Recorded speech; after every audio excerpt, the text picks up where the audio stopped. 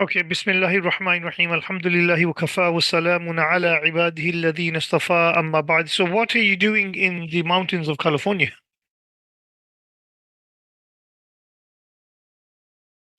So let me share the screen and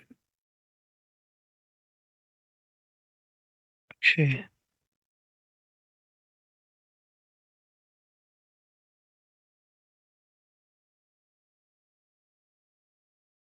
Okay, Bismillahir Rahmanir Rahim.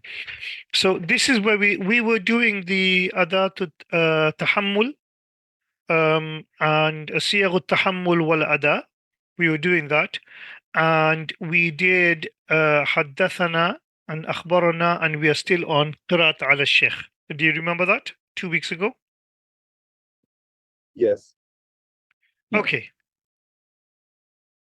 So then we discussed the issue of whether حدثنا is better, or whether أخبرنا is better, or whether سماع is better than قراءة على الشيخ. So I discussed this. Always the sama'a is basically when the sheikh reads to the student is always better. However, some ulama were of the opinion that qiraat ala sheikh is better, to where the student reads to the student, so to the teacher. So Imam Ibn Hajar Asqalani is negating that opinion. He says, تنبيه القراءة على الشيخ أحد وجوه التحمل عند الجمهور. قراءة على الشيخ is one of the methods of transmission according to the جمهور. وأبعد من أبى ذلك من أهل العراق. And some of the people of Iraq who deny this are far from the truth. So what these people say is that to read back to the sheikh, that's not really authoritative, because the it's passive for the sheikh, and the student might be making mistakes, whereas when the sheikh is doing it, it's active for him, and he is an expert, so he won't make mistakes. So this is why they basically said if it's only qiraat ala sheikh, then that is not mu'tabar. Some of the Ahlul Iraq, they mentioned that. Khatib Baghdadi mentioned these people by name. وقد اشتد إنكار الإمام مالك وغيره من المدنيين عليهم في ذلك. Some people uh, وقد اشتد إنكار الإمام مالك وغيره من المدنيين عليهم في ذلك. Imam Malik very extremely responded to them, and very extremely rejected them and other Madanis alongside him. حتى بالغ بعضهم فرجحها على السماع من لفظ الشيخ. To the extent that some of the opposition, some of the Madaniyin, they did mubalagha, and when they were so extreme in the opposition that they started saying that al-qira'a al-shaykh is better than sama'. And this is the same kind of thing that happened with the mas'ala to khalq al-Quran, right? That, the Mu'tazili said that the Quran is created, and some of the Hanabilas responded in such an extreme manner that they said that even the pages, the ink, and the paper and everything is also غير مخلوق. So similarly here, some people rejected the authority of al-Qira al-Sheikh. Imam Malik and others have responded to them, and then some of the followers responded in such an extreme manner that they started saying that al-Qira al-Sheikh is better than Sama'. right? Imam Ibn Hajar Asqalani rahmatullahi alayhi is given a middle view, and he says no, it is established part of adat al-tahammul. However, we need to keep it in its place as second. Sama is first, and al-qira'a ala shaykh is second. Yeah. وذهب جمع and many a group have gone that way. To say that it is إلى أن السماع من لفظ الشيخ والقراءة عليه سواء. So they didn't differentiate between them, or did not extremely privilege one over the other. وذهب جم منهم البخاري وحكاه في أوائل صحيحه عن جماعة من الأئمة إلى أن السماع من لفظ الشيخ والقراءة عليه يعني في الصحة والقوة سواء والله أعلم. Some of the ulama, such as Imam al-Bukhari rahmatullahi alayhi, and Imam Ali ibn Madini, Imam Bukhari mentions this in the beginning of the Sahih from a few Imam, and this is the hadith that we read last time. Let's see if I can find them. Okay, that's fine. All of us, I think all of us, it was a technical glitch. No problem. Okay, so not sharing, am I? Am I sharing? No, not yet. Was I sharing before? Yes, you pull Okay. up the page with the hadith. Okay, yeah, so this is I mentioned Imam al-Bukhari. So he's basically saying there are many scholars such as Imam Bukhari and others who do not make a distinction between Sama'a and Qiraat ala Shaykh, and they say that as far as Quwwa and Sihha is concerned, both of them are the same. But Imam Ibn Hajar Asqalani is saying that Sama'a is better. First, he's saying that Qiraat al-Shaykh is a valid adatu tahammul, and those people who deny this are wrong, and those people who go to the other extreme and say that qiraat is more better than sama, they're also wrong. And then he's basically alluding to the fact that some scholars like Imam Bukhari and others basically said that they're the same. However, the dominant opinion is that sama'a is better than qira'a. And when he says fi awa'il sahihi, this is what he's referring to when he says, get this bigger.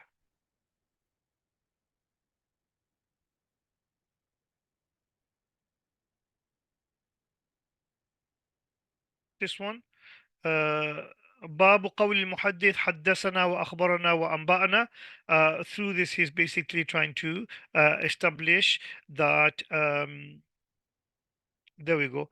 باب ما جاء في العلم وقوله تعالى وقل ربي زدني علما. القراءة والعرض على المحدث ورأي الحسن والثوري ومالك القراءة جائزة.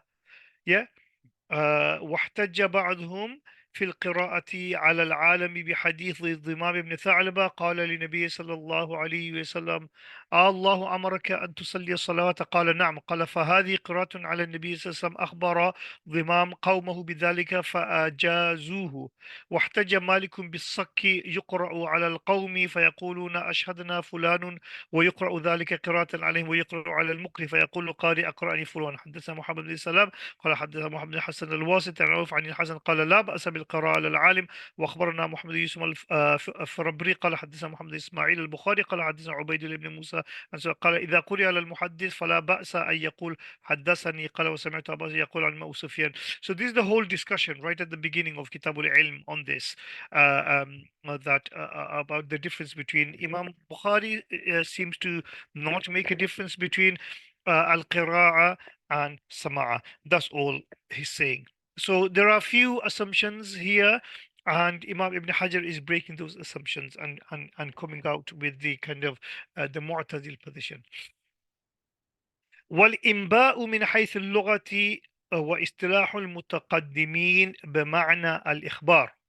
And imba, according to lugha, right, from the word naba'a, imba, عما يتساءلون عن النبأ العظيم. And also the technical definition of the متقدمين is another synonym for حدثنا. إلا في عرف المتأخرين فهو للإجازة. However, according to the عرف of the متأخرين, this word is used for إجازة كعن لأن في عرف المتأخرين للإجازة because عن according to the عرف of the متأخرين later scholars it is for إجازة. Okay, so let's have a look at this.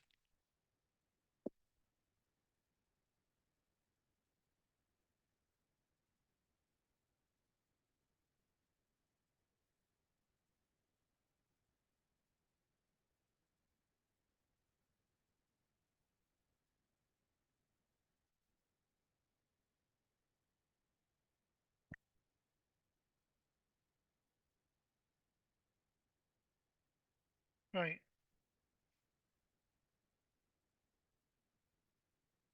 let's see if I've got an example of this here.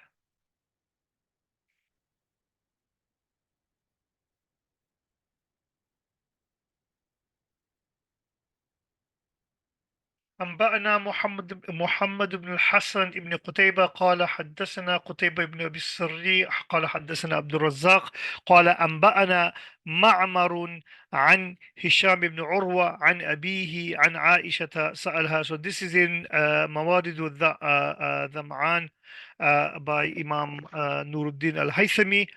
So here we see the word أنبأنا معمر عن هشام. So أنبأنا is synonymous according to the متقدمين to أخبرنا, and Imam Ibn Hajar Asqalani is saying that أنبأنا لغة and also according to the istilah of the متقدمين it is it is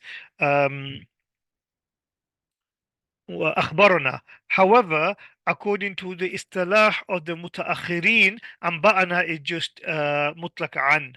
Okay, I think we saw some examples of this the other day. Where did I see example of this? We looked at al-Fanid, right? Imam Suyuti's al-Fanid. Do you remember, or was it with you guys that I looked at Imam Suyuti's book? No?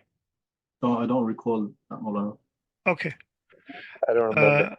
Yeah, because I teach this Nuzha in 3 different places. So sometimes I forget, and they're close by as well. Let's have a look.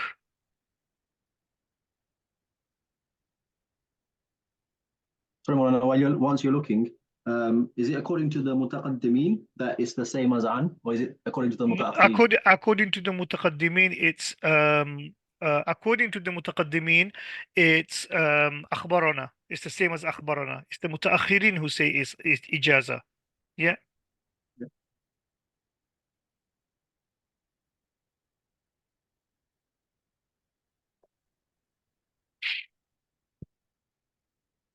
So this is Imam Suyuti. This book is primarily about like quite nice al-Fanid في حلاوة الأسانيد.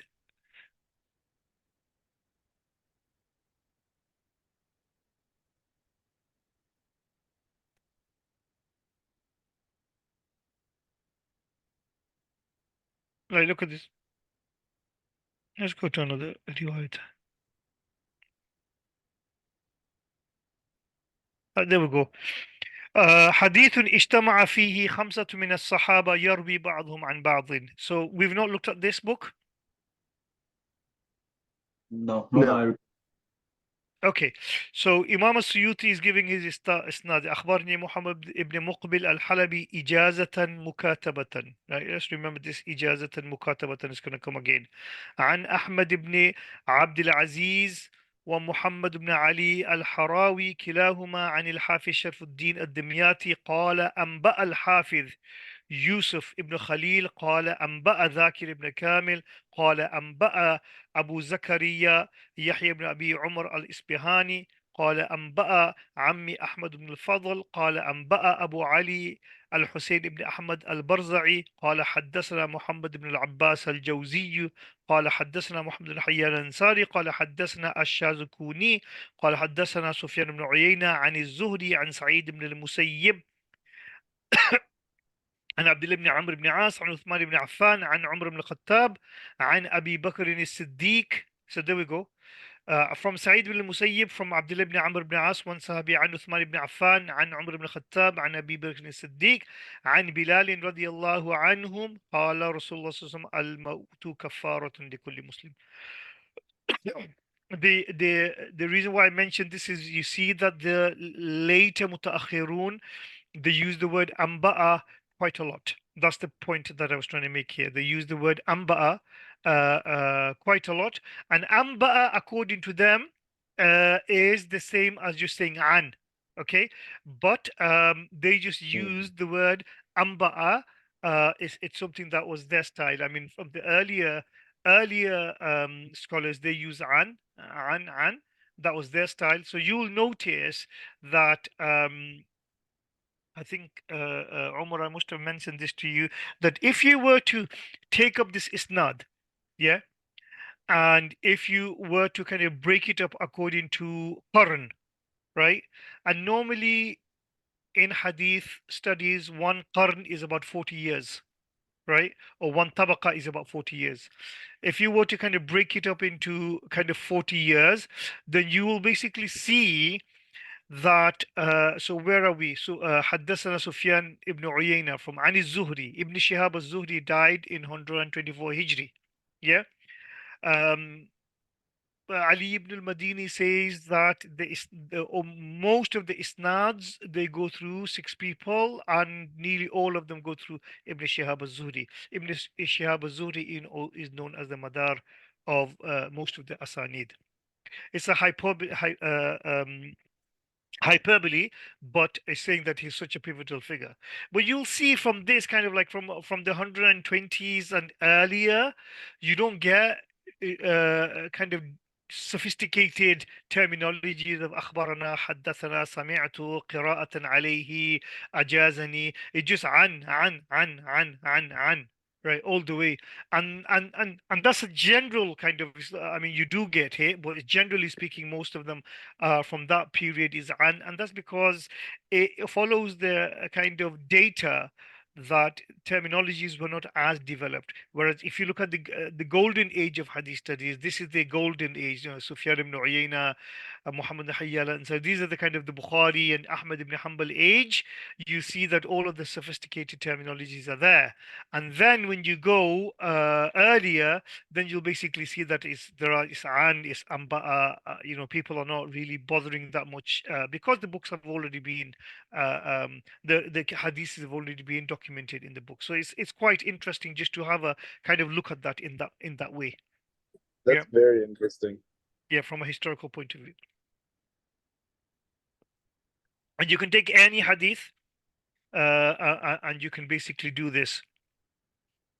Let's look up. اجتمع فيه 4 صحابيات سنتان من أزواج الرسول وسنتان ربيبتان. Right? 4 sahabis, sahabiya, 2 of them the Prophet sallallahu alaihi wasallam's wives, and 2 of them his stepdaughters. أخبرني الحافظ أبو الفضل ابن فهد قال أنبأ إبراهيم بن الصديق علي بن العباس الحجار قال أنبأ أنجب بن أبي السادات إجازة أنبأ أبو زرعة طاهر بن محمد المقدسي. Remember Imam, so this is the Mamluk era, right? Imam Suyuti. So Suyuti's written this book. Suyuti died in 911 Hijri. So we're talking about Mamluk era.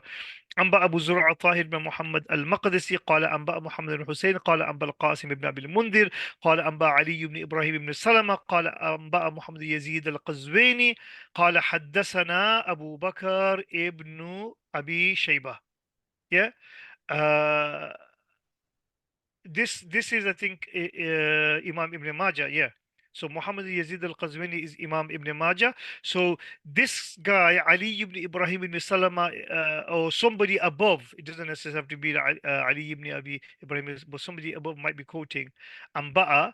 And then from Muhammad Yazid al-Qazwini, who's the Imam Ibn Majah, he is quoting his teacher, who's the author of the Musannaf Ibn Abi Shayba. He's saying Haddathana. So that's when the elaborate. So this is now we come to the age of the Sahih here. Abu Bakr ibn Abi Shayba قال حدث سفيان ibn Uyayna, and then we go onto the kind of rudimentary stage where hadith has not been completely collected. Again, Ibn Shihab Zuhri, عن عروة عن زينب بنت أم سلمة صحابية عن حبيبة ابنة أم حبيبة حبيبة the daughter of Habiba. So Zainab, the daughter of Umm Salama, and then the Prophet's wife, and then Habiba ibnat Habiba, عن أمها حبيبة عن زينب بنت جحش رضي الله تعالى عنهن أنها قالت. So you can again see this in the isnad. Yeah. Um,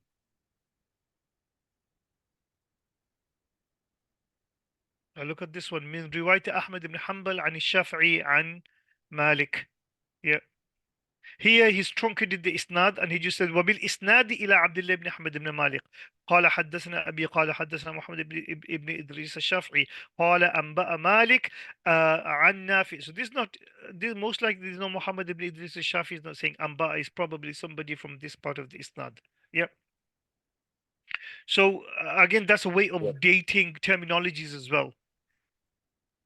So the terminologies really change by era with the urf, but the one that's the gold standard, which no matter when they say it, is very strong, is haddathana, right? Because anba'ana could be ijaz, and an is the weakest. I forgot about akhbarana. I know we took it last time, but the haddathana is really the gold standard, right? Because Yeah, there's no way we to still interpret we still need to take that with a pinch of salt, Omar, because not everybody makes a distinction between haddathana and akhbarana. Imam Tahawi doesn't, Imam interesting. Abu Hanifa doesn't, Imam Bukhari doesn't, Ali ibn al-Madini doesn't. So the way that you do this is that you study the views of each Imam on their own to see what their view is. Interesting. Yeah. Got it. وعنعنة المعاصر محمولة على السماع. So it's come back to the issue of an'ana. An'ana basically means to do riwayat with an. Yeah. To do riwayat with as we have seen an. Yeah. So what is he saying? وعنعنة المعاصر محمولة على السماع. If two people are contemporary, by contemporary doesn't necessarily mean that they have to be of the same age. Contemporary means that they're living together. So when one contemporary student does a riwayat from the teacher, obviously if he is his teacher, then he will be his contemporary, with an'ana, then that an'ana will basically be in lieu of sama. Does that make sense? That will be taken as that Zuhri heard from Sa'ib ibn Yazid. And the reason why this rule has been brought in is because when you come to this part of the isnad from 120s backwards to the early ages, everybody is doing an. And as I mentioned, that because their terminologies have not been developed. And therefore, basically saying, Zuhri and Isa'ib ibn Yazid is exactly the same thing as Zuhri saying Sami'atu عن سائب ibn Yazid or حدثني سائب ibn Yazid. Does that make sense? Yes. Is that only for that era, or is this rule No, apply at all I mean times? the making it kind of generic, being quite not judicious, but quite liberal in the way that they're doing it, and saying that if it is two contemporaries, right, and if there is mu'asara possible, right, and they're not mudallis, then we will have to say that the sama' there.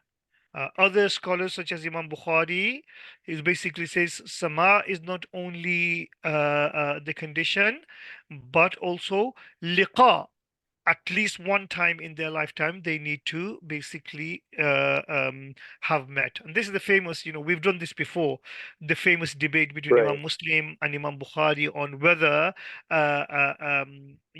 liqa is required, or whether mu'asara is sufficient. Imam Bukhari says at least one time liqa is required, and Imam Muslim says no, mu'asara is sufficient. And this is why in the Sahih Muslim, in the Muqaddimah, Imam Muslim says وَقَالَ بَعْضُ مُنْتَحِلِ الْحَدِيثِ. Some people who kind of pick and choose hadith, muntahil, steal hadith, or pick and choose hadith. Some people basically say that this is an attack on Imam Bukhari. I don't think so. It's an attack on Imam Bukhari, because the language is too harsh for Imam Muslim, who basically said to Imam Bukhari, دعني أقبل رجليك يا أمير المؤمنين في الحديث. Let me kiss your feet, O the Amir al-Mu'minin of Hadith. For him to call him a muntahil, a thief, over a small matter. I read somewhere that he's actually responding to a Mu'tazili here. But there is that ikhtilaf between Imam Bukhari and Imam Muslim. So he's coming back to this issue of of this وعنعنة المعاصر محمولة على السماع. The an'ana of contemporaries is always taken to mean that one heard from the other. بخلاف غير المعاصر, as opposed to the people who are not contemporary. Because if they're not contemporary, right, if I was to basically say and from Imam Bukhari, yeah, if I was to say and from Imam Bukhari, would you accept that as sama'a from me, from Imam Bukhari? Would you? No. No, because Imam Bukhari is not contemporaneous to me, right? But if I say from Sheikh Abdul Rahim Limbada, who's my teacher, then this from, unless there are other kind of information that's telling you not to accept that from, the an as sama, audition, there's no contextual evidence to give you another story. You will have to accept that it is that I heard from Imam Bukhari. I heard from Sheikh Abdul Rahim Limbada. However, here this is where there is a slight difference between Imam Bukhari. Imam Bukhari basically says that in order for this for the an to be considered as sama, there needs to be proven that they've at least met once in a lifetime. And Imam Muslim says no, if they're contemporary and there's a possibility of meeting, then we don't need to prove actual liqa. So, for example, according to Imam Muslim, if I say from Sheikh Yusuf al-Qaradawi, and there was no kind of contextual evidence proving that I did not, well, I was a contemporary of Sheikh Yusuf al-Qaradawi, and I've read so many of his books. According to Imam Muslim, this would be sufficient to understand that there is sama of me from Sheikh Yusuf al-Qaradawi. But Imam Bukhari will say, no, there needs to be proven meeting between me and Sheikh Yusuf al-Qaradawi at least once in order to take the an to mean sama. And the haq here is with Imam Bukhari, because I have actually never met Sheikh Yusuf al-Qaradawi, although I've read about 100 of his books, and I quote from him extensively. I have actually never met him. So do you understand what's Yes. happening here? Yeah. وعنعنة المعاصر محمولة على السماع بخلاف غير المعاصر فإنه تكون مرسلة أو منقطعة. As opposed to the non-contemporary, somebody who's like, if I basically say that from Bukhari, then either that is mursal or some kind of inqita. Mursal here just generally means inqita, another word for inqita. Doesn't necessarily have to mean the mursal of the Sahabi. Okay, it basically means inqita, right? But if I'm saying from Bukhari, from Imam al-Bukhari, there's definitely inqita here. So therefore, what is the condition of accepting an to mean sama? فالشرط حملها على السماع ثبوت ثبوت المعاصرة, that there needs to be contemporaneousness needs to be established إلا من المدلس, except from the mudallis. Even if the mudallis was contemporary to the person he's narrating from, but because this person has been branded as a mudallis, he is not allowed to use an unless we can prove that he has used haddathana. So even it doesn't matter if it's a muasir, okay? But even it doesn't matter if it's a contemporary. But for that person, if he uses an, then we cannot accept his an. But if only once, if he says haddathana, so according to like Imam Bukhari's opinion, then we can basically take the and in different occasions from this particular person, we can accept it that he's met. فإنها ليست محمولة على السماع, that the mudallises an cannot be taken to mean sama. Let's have a look at an example of this.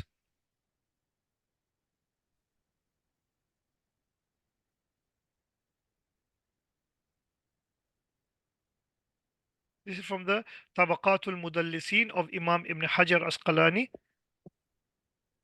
I think also this is in the Bukhari as well. حدثنا محمد ibn Yusuf قال حدثنا سفيان عن حميد عن أنس بن مالك. So حميد الطويل is a mudallis. Yeah. Humayd is doing an'ana. The an'ana of the mudallis is not accepted even if it's a contemporary. قال بزق النبي صلى الله عليه وسلم في ثوبه. قال أبو عبد الله.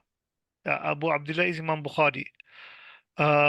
طوله ابن أبي مريم قال أخبرنا يحيى ابن أيوب قال حدثني حميد قال سمعت أنسا عن النبي صلى الله عليه وسلم. As far as so this is from Bukhari.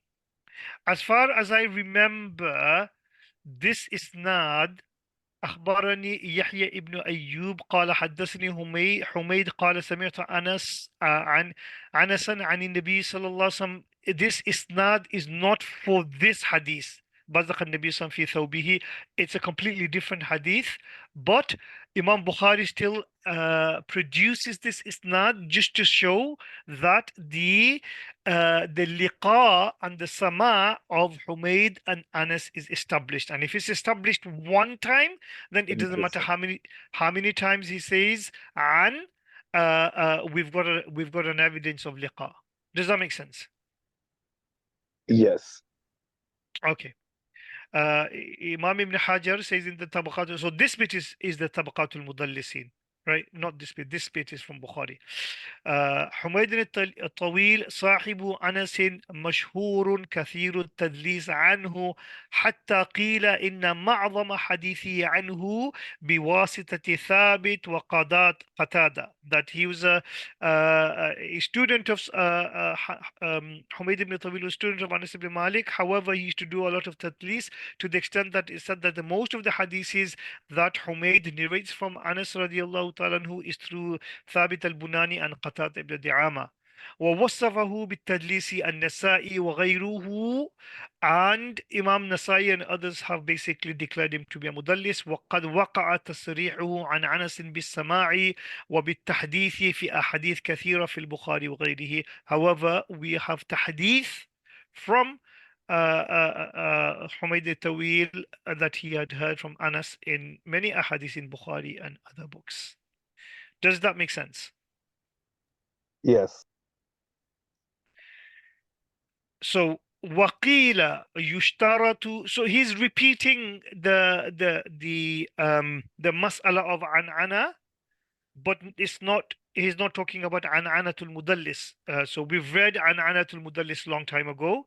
He's mentioning it again here as to, so this an that we see, especially in the earlier part of the isnad, the historically earlier part of the isnad, or the later part as far as the back end of the isnad, how do we kind of read and interpret that? It says if it's mu'asir and the person is not mudallis, then we will deem it to be sama. Okay, so basically, Islamic hadith studies, as opposed to Western hadith studies, starts off from a position of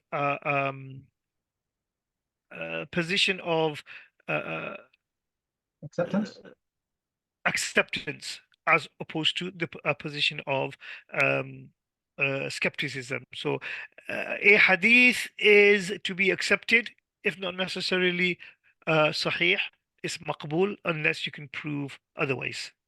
And that's why, unless we can prove between the mu'asir, sama' did not take place, then the an is to automatically be interpreted as that there is an established relationship between them. Does that make sense? Yes. Yes, makes sense. There's a word that I'm looking for in the spirit of charity, a charitable reading. It's a charity. Jonathan Brown uses that term, a charitable reading rather than a skeptical reading. Yeah. Waqila. By the way, Jonathan Brown is coming to Cardiff in 2 weeks' time. وقيل يشترط. Sorry? I was going to ask, anything in particular? Is it some kind of event? He's coming to our university. We've invited him for an event. And then he's going to be in London the next day, by the way. Okay. If you let me know the days. He's doing an event in London the following day. وقيل يشترط, so it's around the 20th of June, I think. وقيل يشترط في حمل عنعنة المعاصر على السماع ثبوت لقائهما. And it has been said that it is a condition to accept the an'ana of the mu'asir as sama', that they met must be established. أي الشيخ والراوي عنه ولو مرة واحدة, even if one time. ليحصل الأمل من باقي معنعنه, so that there is confidence in the rest of his عنعنة. عن كونه من المرسل الخفي, that we rule out that this is mursal al-khafi. Remember, mursal al-khafi is when two contemporaries when a contemporary narrates from a contemporary and the contemporary has not actually met. Okay, so if I was to narrate from Sheikh Yusuf al-Qaradawi, giving the impression that I have met him but I didn't, because he's a contemporary, this will not be tadlis. This will be known as al-mursal al-khafi. Okay, so he says that at least one time liqa is necessary so that we can rule out mursal al-khafi, irsal al-khafi, wahu al-mukhtar, and that is the first position تبعا لعلي بن المديني والبخاري وغيرهما من النقاد. And this is what Imam al-Bukhari himself does with this hadith of Humayd al-Tawil from Anas ibn Malik radiyallahu ta'ala anhu. Yeah.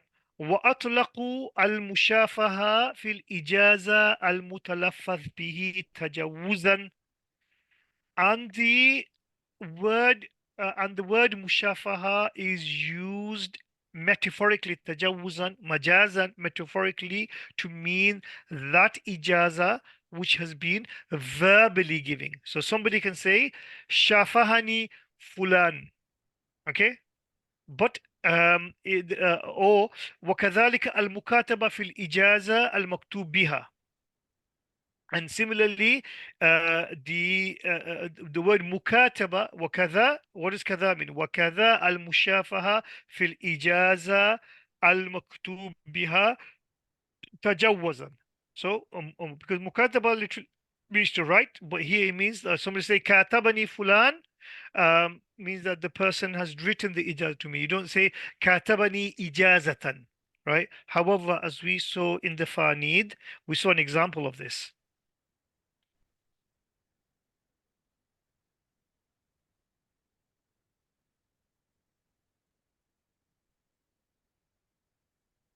أخبرني محمد ابن مقبل الحلبي إجازة مكاتبة. Right? Well, this is what Imam Ibn Hajar Asqalani is saying the opposite. That he could have said أخبرني محمد ibn Muqbil al-Halabi mukatabatan, or he could have said كاتبني Muhammad ibn Muqbil al-Halabi. And if he was to just say أخبرني Muhammad ibn Muqbil al-Halabi mukatabatan, that would have been perfectly fine. This is what he's saying. You don't need to add the word ijaza. At least the later scholars, they used mushafahatan, mukatabatan without the ijaza to mean ijaza mukataba or ijaza mushafaha. But here we see Imam Suyuti has mentioned ijazatan mukatabatan. So all of these practices are in vogue. Okay, does that make sense? وهو موجود في عبارة كثير من المتأخرين بخلاف المتقدمين. And this type of practice is found in the practices of the latest scholars who just say كاتبني فلان أو شافهني فلان بخلاف المتقدمين, as opposed to the متقدمين, فإنهم إنما يطلقون فيما كتب بالشيخ من الحديث إلى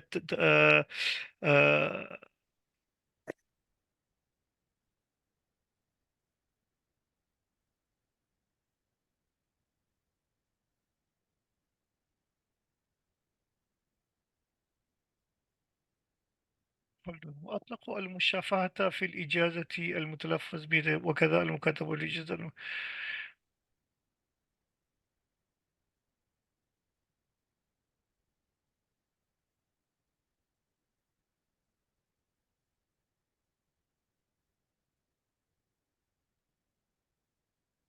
Okay.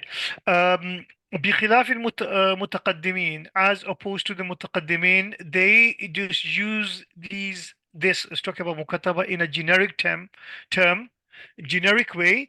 كتب به الشيخ من الحديث إلى الطالب, in what the writing of the hadith by the sheikh to the student, irrelevant of سواء أذن له في روايته أم لا. uh, Irrelevant of whether the sheikh has given ijaza to narrate or not. لا فيما إذا كتب إليه بالإجازة فقط, and not for those hadiths which he has given ijazat for only.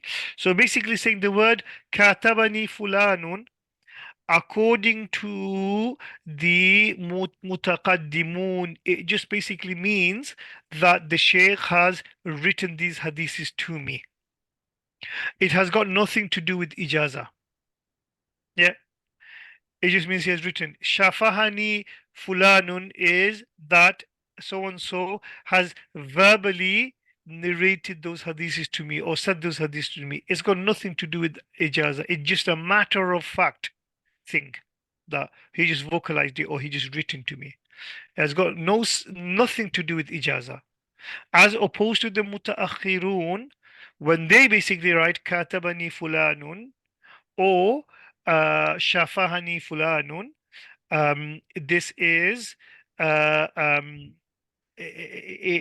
indication of ijaza giving either verbally or ijaza giving in written form. But as we see that this is not a, he said موجود في عبارة كثير من المتأخرين, but it's not a ubiquitous practice because we've just seen Imam al-Suyuti basically saying ijazatan mukatabatan. So he specifically mentioned that it's a ijaza. Yep. Any questions before we move on? So if you just say ijaza, what does That's a that different mean? that's a different question that's Oh, coming that's the later. next discussion. Okay. That's ijaza is ijaza. Yeah. Yeah. Okay. واشترطوا في صحة الرواية بالمناولة. Now we come to munawala. Munawala, nawala, yunawilu, munawalatan basically means to give something, right? And to receive something, right? So here is a situation if I was to give you my book, yeah, and say I was a muhaddith living in those times. I was to give you my book, or Umar. By me just giving that book, Yep. is that permission for you to narrate from me, meaning that you add your name into my isnad or not? That's the question. Let's say a sheikh gifted his narration, like when we so for example, when me and my friends we went to see Allama Musa Shaheen Lashin, he gifted us chapters of his commentary on Sahih al-Bukhari that he bound, and it was handwritten. So these chapters of Sahih al-Bukhari, he gave us, there's four of us, he gave us four chapters of his commentary of Sahih al-Bukhari. It's munawala. Yeah. Yep. He gave this. Now, would Sheikh Musa Shaheen Lashin giving me that uh, um, commentary, his handwritten commentary? Obviously, he didn't give me the original; it was a photocopy. I think he's made all of these copies so that he can give it to guests and students. So, and he's bounded, right? So, him giving this to me, is that an ijaza? uh, uh, uh, should I construe that as an ijaza? And then now I can say Sheikh Musa Shaheen Lashin Rahmatullahi alayhi has given me this ijaza, so I do riwayat from him. So the general understanding and the asah opinion is just by giving someone without any instruction as to what they can and cannot do with that is not to be deemed as ijaza.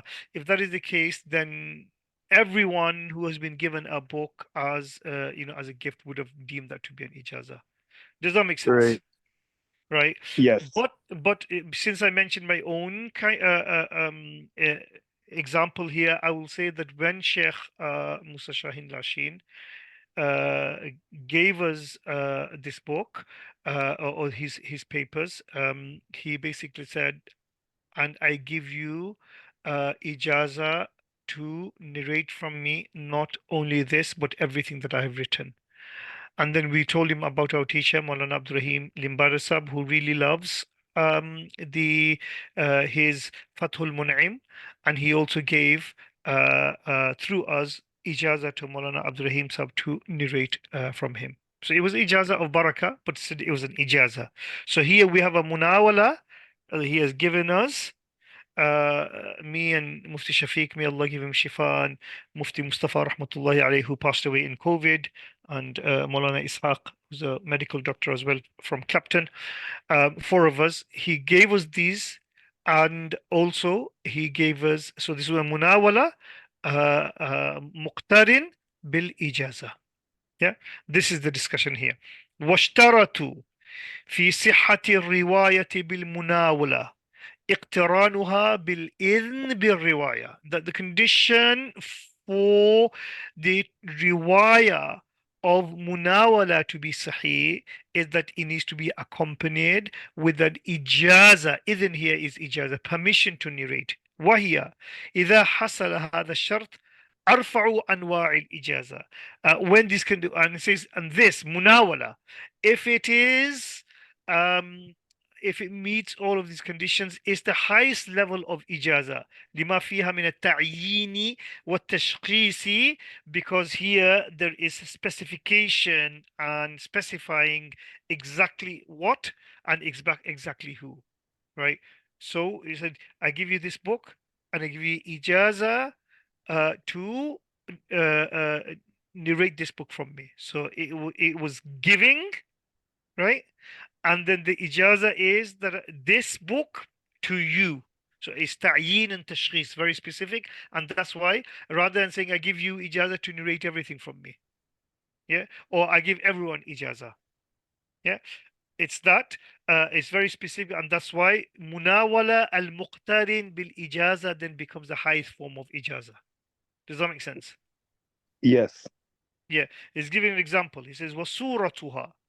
And an example of this is أن يدفع الشيخ أصله. The sheikh gives his manuscript.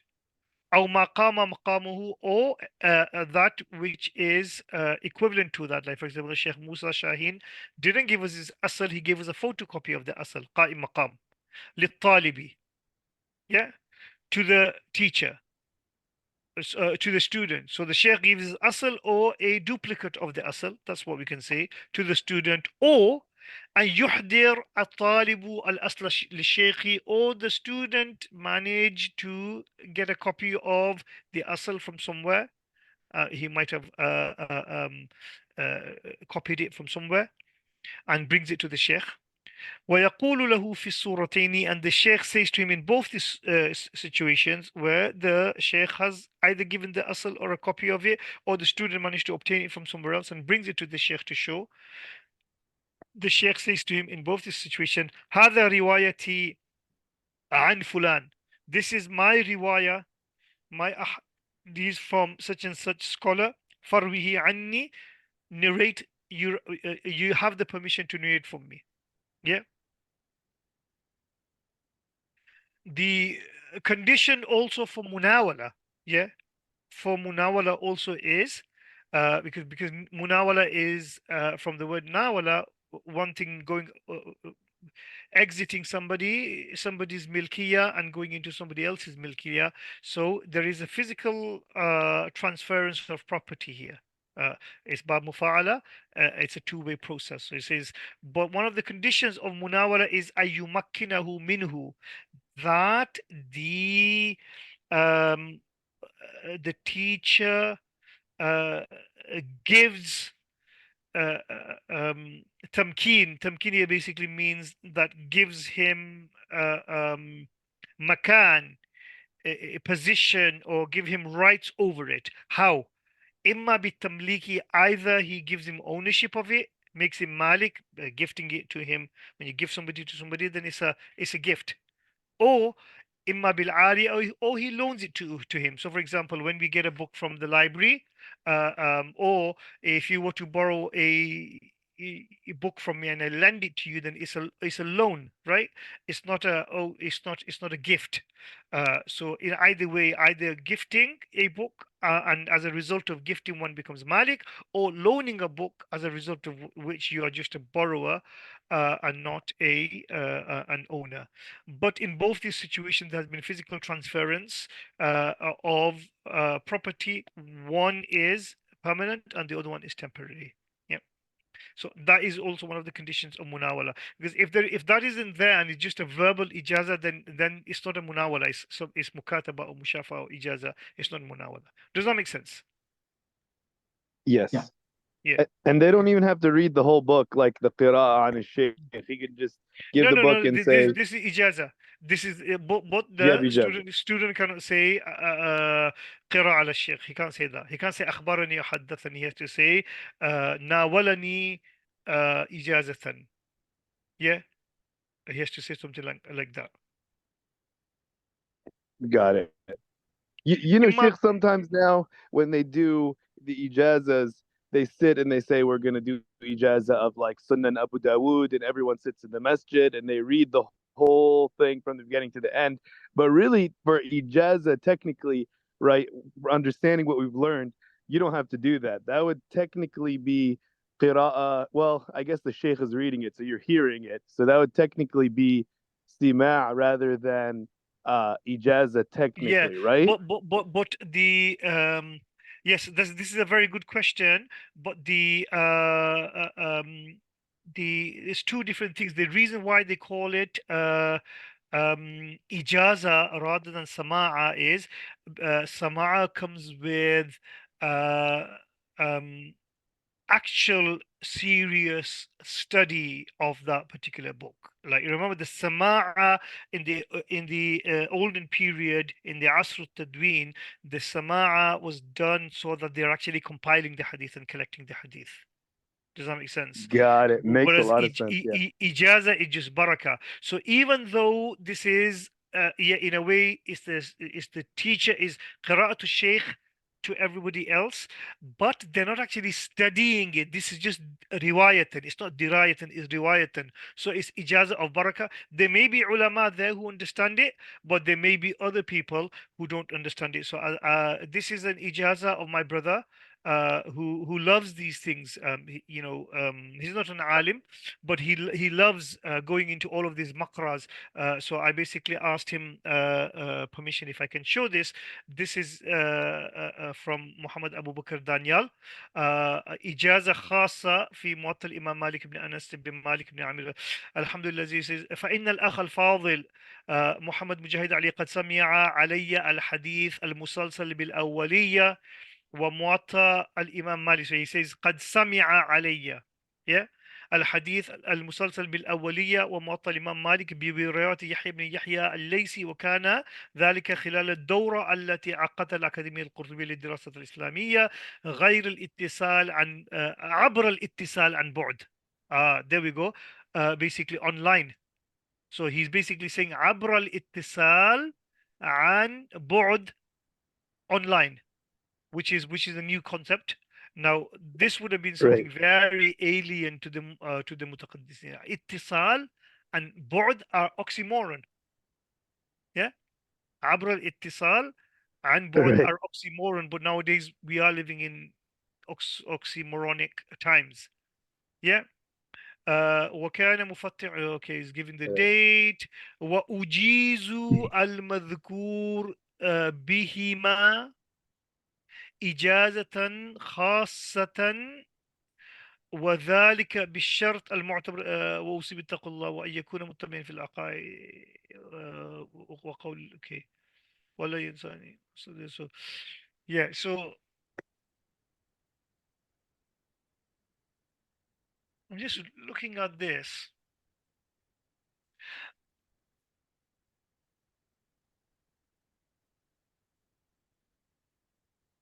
I mean, this is definitely an ijaza of barakah, right? It is not an ijaza. It is not a teaching Right. is an ijaza. Does that make sense? Although it's targeted وأجيز المذكور بهما like the مسلسل بالأولي and Muwatta Imam Malik, and to my brother is targeted.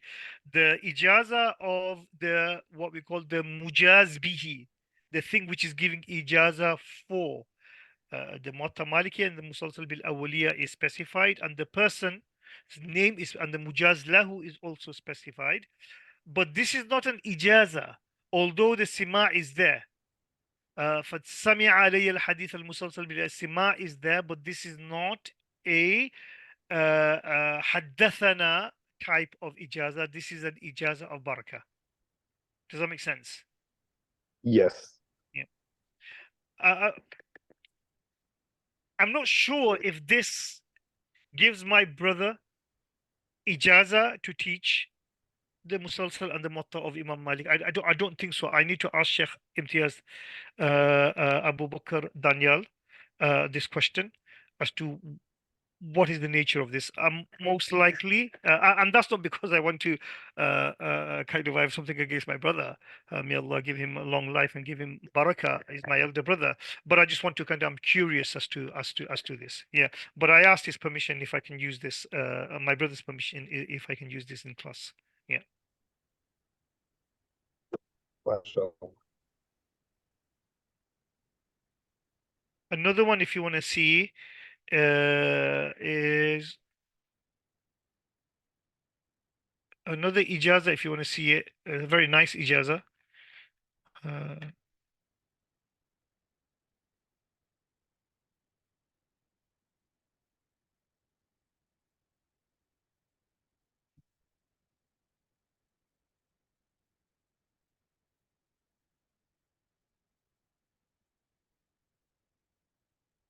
This is Imam Ibn Hajar Asqalani in Ad-Durar al-Kamina. So this is so I read a lot of these books, and then when I find something and it's in the back of my head, I just kind of noted it down, zap it, right?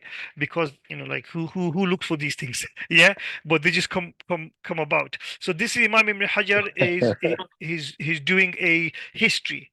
Is a historian as well. He's doing a history of the Mamluk period, or the status of Hadith scholarship in his time. And I found this in the tarjuma of Ibrahim ibn Ishaq al-Mudi Afifi الدين الحنفي. أخبرنا أبو ذر محمد بن أحمد الهروي فيما أذن لنا أن نرويه عنه إجازة. Yeah, so this is, he's using the word أخبرنا, right? But this akhbarana should not be construed as akhbarana, as in that we actually sat down and studied with him and we did qiraat to him, because he's qualifying that. فيما أذن لنا أن نرويه عنه إجازة. That he's given permission that we narrate from me, and that is ijazatan. So this akhbarana, so that's why I say later on the akhbarana and these things have actually got no meaning. It's only in that narrow Asr Tadween that they have a particular meaning. Yeah. قال أخبرنا أبو Yeah. العباس أحمد بن موسى الباغندي يخرجان قراءة عليه. So he's saying أخبرنا قراءة عليه, because he said, because normally أخبرنا basically means قراءة عليه. So he's used أخبرنا here, but he explained what he means by that. He's using أخبرنا here and he's explaining what he means here. قال حدثنا أبو نعيم عبد الملك بن محمد الفقيه قال حدثنا داود بن علي بن خلف قال حدثنا قبيصة قال حدث سفيان عن الشيباني عن الشعبي عن شريح أن عمر بن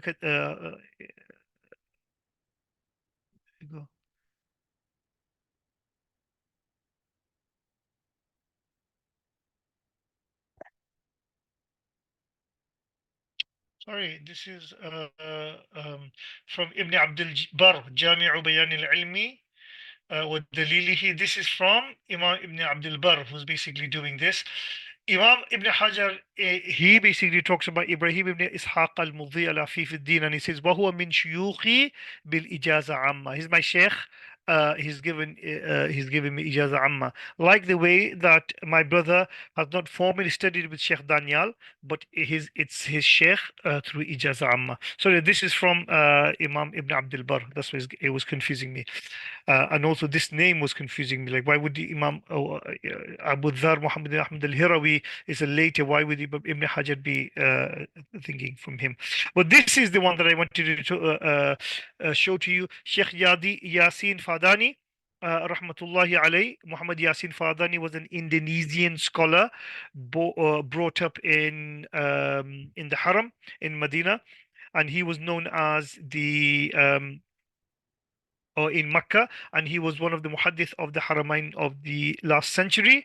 And this is the book on, it's called Al-Ujala fi Ahadith al-Musalsala, and in there this is the muqaddama, right?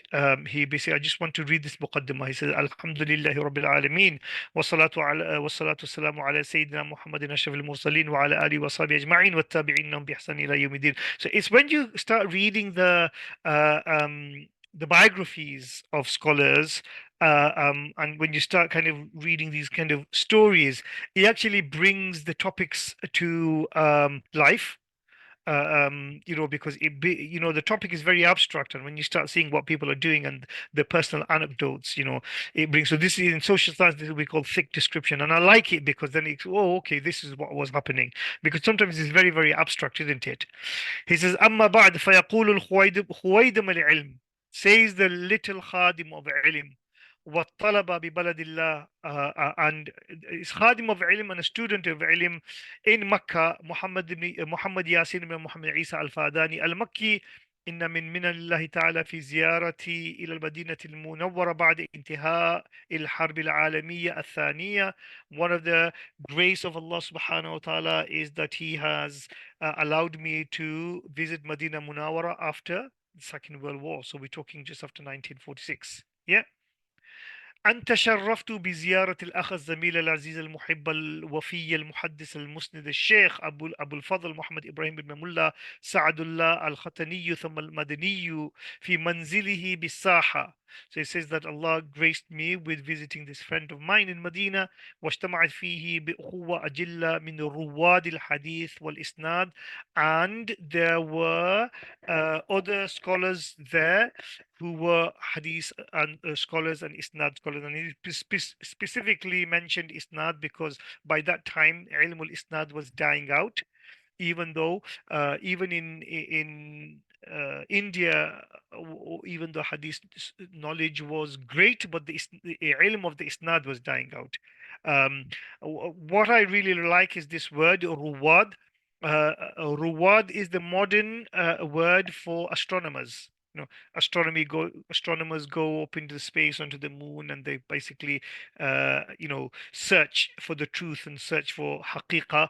And he using the word, well, obviously he's not using it in the meaning of astronomers.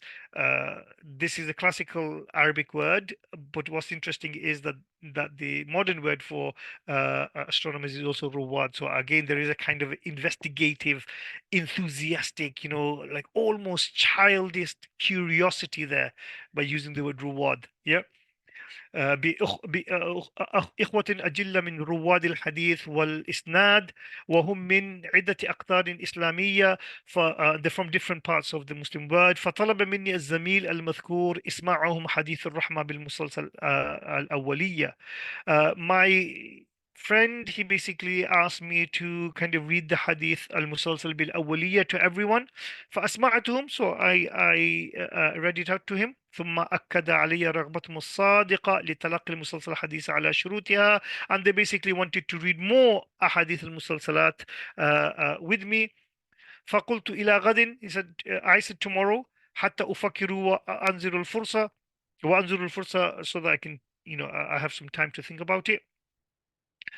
وقبل أن يمضي يوم حضروا إلى منزلي بدار المكرم الشيخ أبي بكر عبد الجواد إمام باب الرحمة ومعهم شفيعهم الزميل المذكور. He said, before the end of the day, although I said, let me think about it, like, they came to my house, where I was staying, and they basically said they brought a nuskha of a book al-Musalsal of Abu Tayyib al-Madani. And when I ولما آنست فيهم الأهلية, and when I basically felt that they were really enthusiastic to study with me, وألحوا علي في الاستجابة, and they kind of really forced me and cajoled me to accept their request. أجبت, I accepted. فأمليت عليهم هذه العجالة so they brought with them a book on Musalsalat by Abu Tayyib al-Madani. So he said, I accepted the request, and they basically wrote my own book called al-Ujala. Well, Ujala basically means something which is done in haste. So he must have just put this book al-Ujala Musalsala from his memory. He must have just did it in haste so that he can read it out to them. So subhanallah, I mean, these guys were machines, right? في الأحاديث المسلسلة مقتصرا على ما في مسلسلات أبي طيب, so only confining myself to what is in the مسلسلات of Abu Tayyib and not going out. وتلقاه مني على شروطها, and everybody they received this from me according to the conditions. مسلسلة بأعمالها القولية والفعلية.